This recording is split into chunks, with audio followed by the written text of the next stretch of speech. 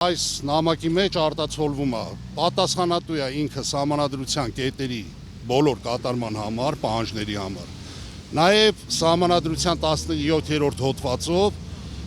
տրվում է, որ եկեղեցիները բոլոր կրոնական կառույցները անկախ են պետությունից։ Հիմի ներկապային այս գլուխը իր գլխիկներով կերան մեզ։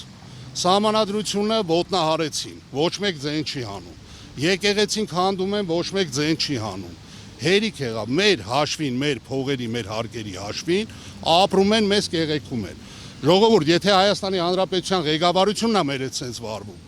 մենք պետք չի նեղանանք ուրիշ երկրներից։ Մենք ասում ենք Ադրբեջան, Թուրքիա, Ռուսաստան, չգիտեմ, Ֆրանսիա, Ամերիկա, Հայաստանի Հանրապետության կառավարությունը մեզ կեղեքում է տեղում։ Այն չագուչը, որ տվեցին սրանց ձեռը 21 թվականին,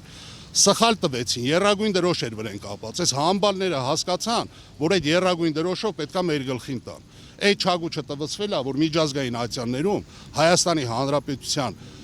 անունը բարձր պահեն եւ իր պահանջներով սկսեն առաջ տանել մեր խնդիրները։